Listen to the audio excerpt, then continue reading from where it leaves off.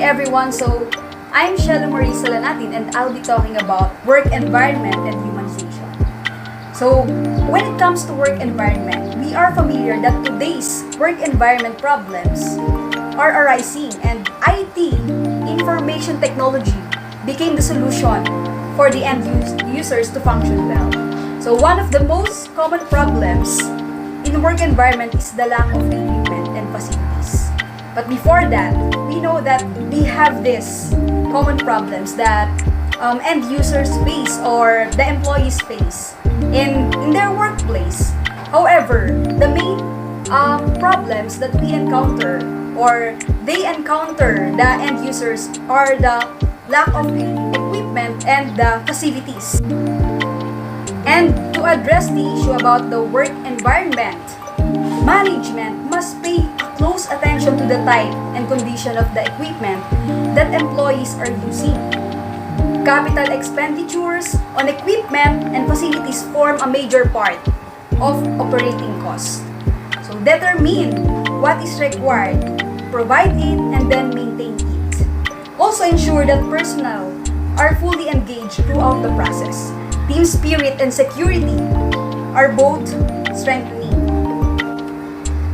Okay, so we have two main factors or two main things that we have to consider in making our work environment by means of information technology effective.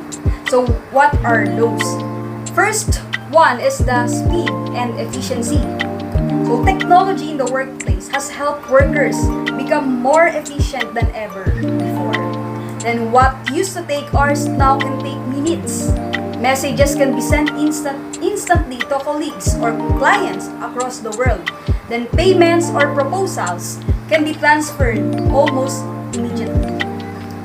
Second one is the working together made easier. So we have to consider that to work together to make things flow easily.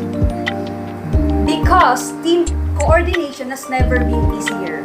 Yes, we are so very familiar with that. So thanks to online communication tools, technology enables us to work more closely in some ways, even as we work remotely. Online, yan. We have work from home, right? So collaboration is also simpler to achieve even when colleagues are not physically in the same place.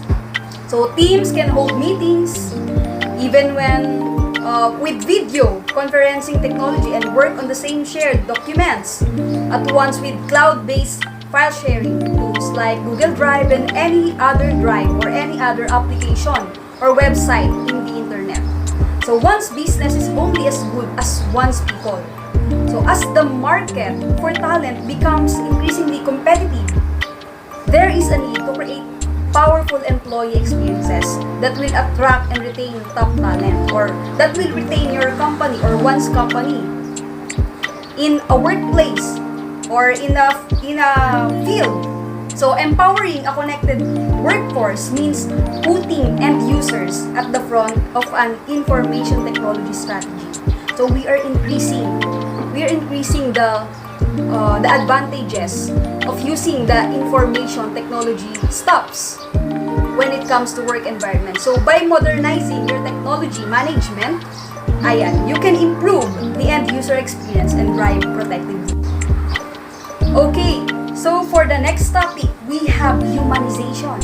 So what is it all about, humanization? So with this great power of technology that we have, we also need to understand that responsibility it puts on us. So we have responsibility not only because we are bombarded by this technology or we are overwhelmed by the technology and advancement. So we must also consider that. We must also have knowledge about that. So there are many examples of how badly we want technology to behave like humans. Yes, we want technology to behave like humans for us to move easily, right? So to comprehend like humans, to make decisions like humans, and to sound like human. Okay, so humanization is the process of making something that is not a human seem like a person, or treating something that is not a human as if it is a person. The humanization of pets by their owners. That's one of the examples.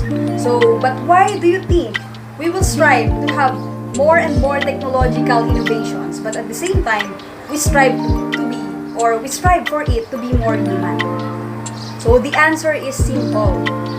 We as human beings will still strive for human experiences, connections, and that empathetic emotional touch. So we always will. And that has made many in this industry to increasingly use the term humanize.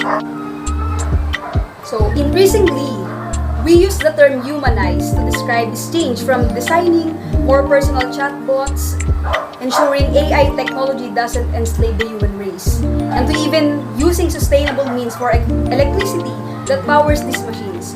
So with all the power that we as evangelists of technology have, it is also our responsibility that we do not outcast the human in this race to make everything technically advanced. So our topmost responsibility should be only about designing technology to be better for humans and better at interacting with humans. So it should be technology that works for humans. It should not be humans to work on themselves to use it.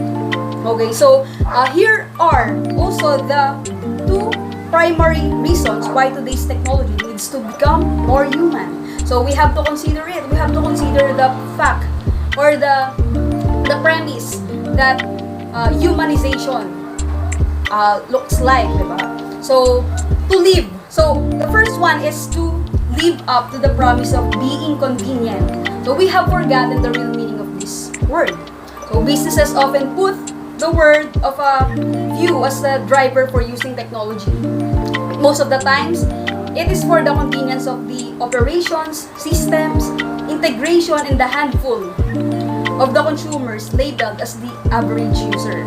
So they tend to overlook the broader base of consumers that are affected by information and cognitive overload. They all want personalized, quick, and easy results that are relevant to them. So second one is to be truly simple. Now, technology was always meant to be and should be focusing on reducing the complexity of our daily lives. But instead, what we see is technology causing more complications in our lives. Advancing technology needs to become more oriented to help us to simplify, assess, and filter. So, the availability of all this technology makes us more impatient and crave convenience beyond our conventional needs. So, whenever we interact on digital channels, consume information. Okay, so with that being said, we also have to consider the fact that we cannot humanize robots because robots and humans are far different from each other. We have emotions, we have mind. We have mind to control everything. We have mind to reason out. But robots are just you tend to control the robot, or you tend to program the robot, but not like a human. So with that being said, so we cannot humanize robots. However, it is a trend now in today's society. So thank you so much for listening to my topic about work environment and humanization. Thank you so much. See you soon again.